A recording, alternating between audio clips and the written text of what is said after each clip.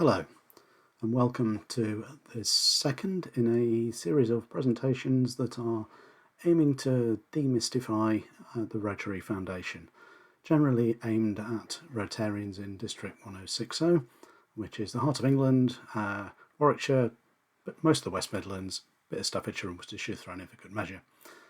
If you're not in Rotary, please do find out about what we're talking about, because you might find it interesting and useful. Anyway, moving on to our presentation. So just as a brief starter again, my name is Paul Beedham. I used to be a District Rotary Foundation chairman, and in this particular part of the world I'm now represented in a sense by Peter Ramage, who's the current District Rotary Foundation chairman for District 1060.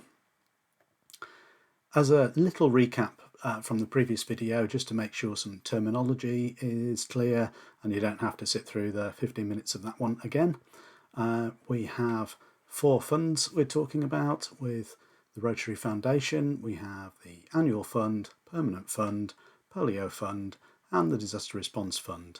At the moment we are considering the Annual Fund, all the donations in there, and the income from the Permanent Fund. That's what we're really interested in here, because after 3 years investment, that wonderful little cycle that goes on, that money gets chopped into 2. 50% builds up this World Fund, you can see at the top there, which is every single district in the world, 530 or so, making up that large pot, and the district itself has half of its money back to completely manage and control, and that is known as the district designated fund, that half of the money. So looking at how that works with grants, funding projects, that's what we're interested in, is running projects to benefit others, and we're looking at how we can fund that from the Rotary Foundation. Now, really key point is, what comes first? Do you look at the funding or do you look at the project idea?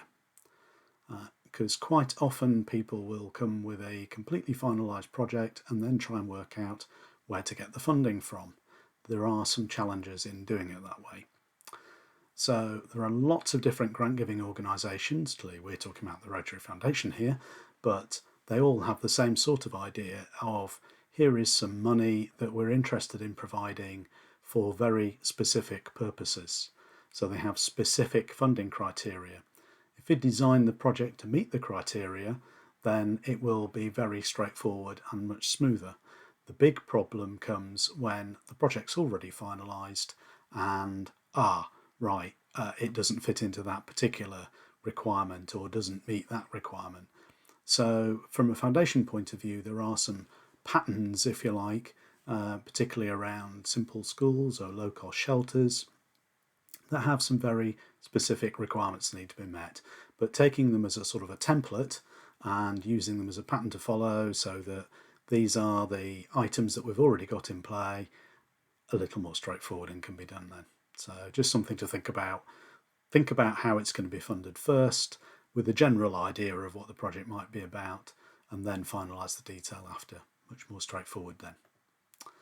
So from a Rotary Foundation point of view, the criteria would be meeting the Foundation mission statement. That would be the starting point at least, which is to enable Rotarians to advance world understanding, goodwill and peace through the improvement of health, the support of education and the alleviation of poverty. Quite wide, but also focused in terms of what we want to do, doing good in the world. More specifically, it's important to look at the grant terms and conditions, particularly around the global grants, the larger grants. They're well documented, they do change from time to time, so it's very good to check on the latest version of those before sort of going ahead too far. So we have 2 types of grants we're really interested in. I'm not going to go into the disaster relief grants in this particular presentation, that's a whole separate area. But we're looking at district grants and global grants. So looking at the district grant, these are for small projects. So we look at criteria saying the maximum of £1,000 funding per club, per project, and that's per year effectively. So we go around again with another grant the next year. The club has to put in at least 50% of the project cost, and there has to be Rotarian involvement and or publicity opportunity sort of around the project. Multiple clubs can pool the grant funding, so if you've got a big project, you can actually have the multiple maximum of 1,000 per project per club, because looking at bringing multiple clubs. The easiest option really in terms of reporting, management, everything else is to buy something that's going to be presented.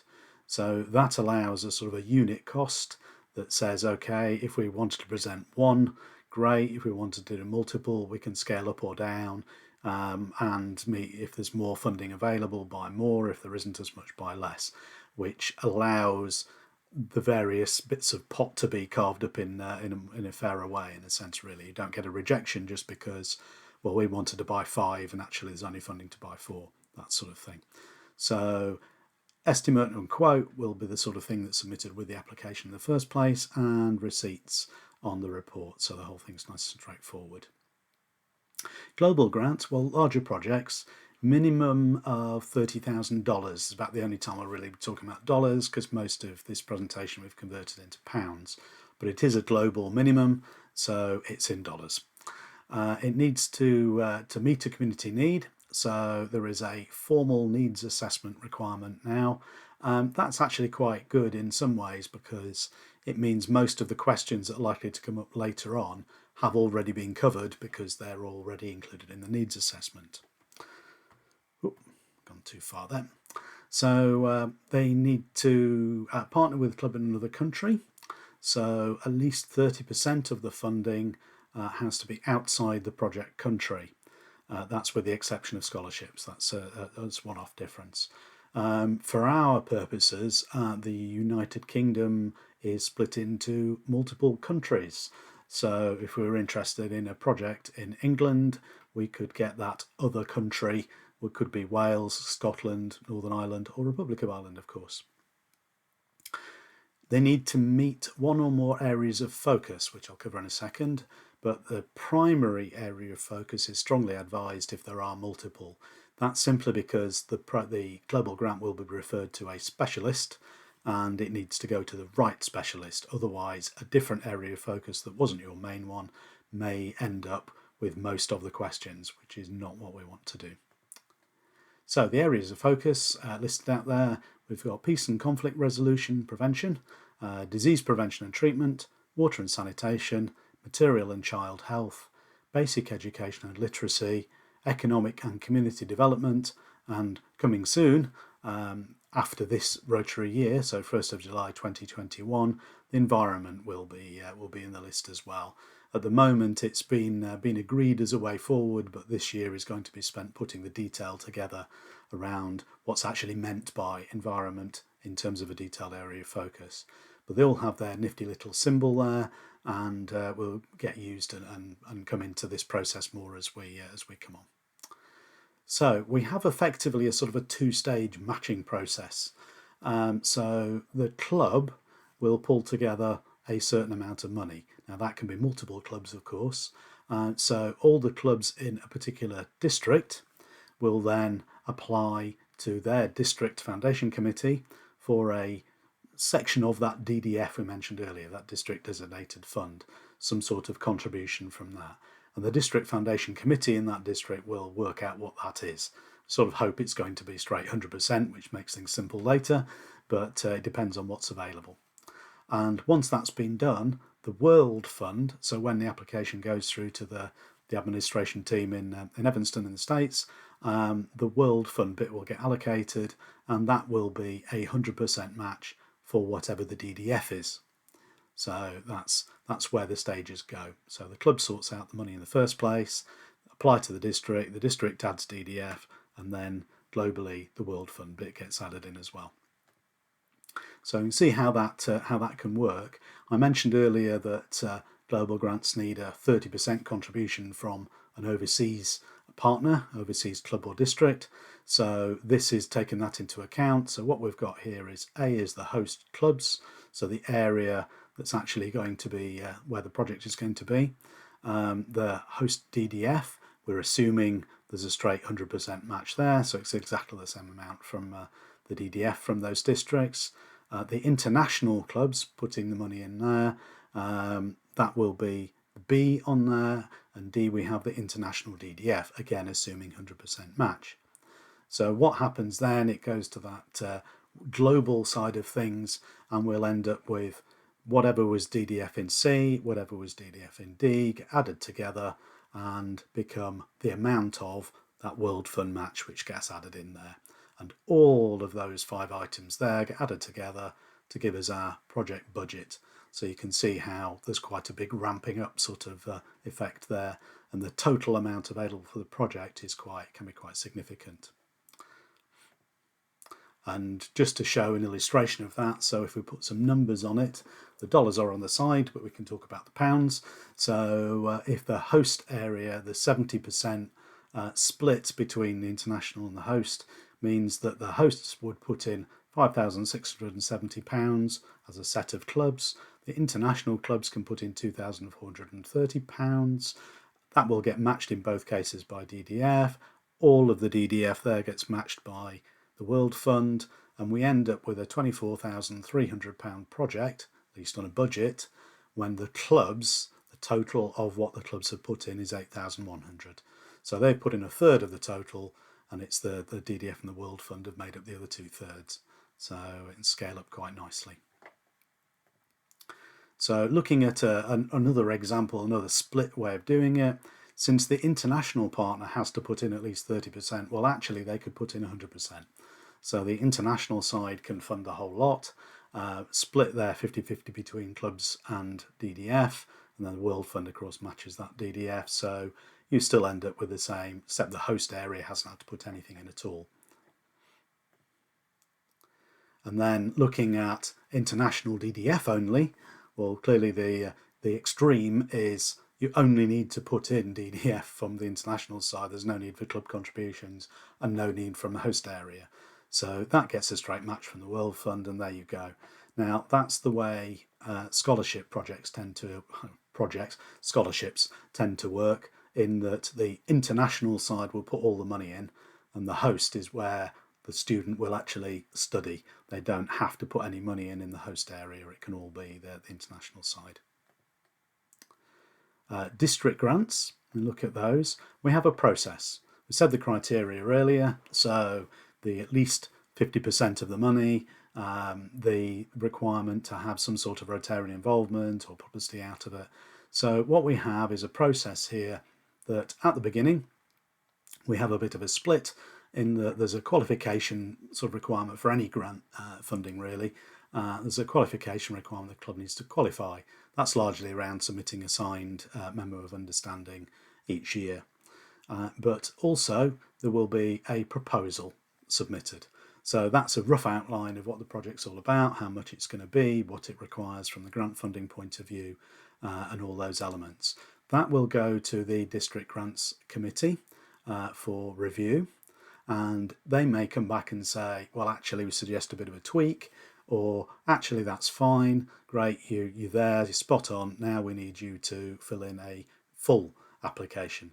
The reason for that is we need to have all the details of all the projects that are going to be funded out of the full district grant, because it's the district that's applying for the district grant, before we can actually make that application. So what we want is all those details, at least the rough details, pulled together. We can then put in the request for the full district grant.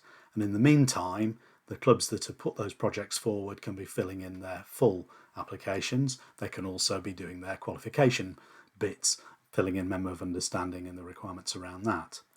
Then the District Grants Committee will come back in, will say, right, okay, we've got those full applications submitted, the club's qualified, we've got the money, so now we can dish that out, give it to the club to run the project.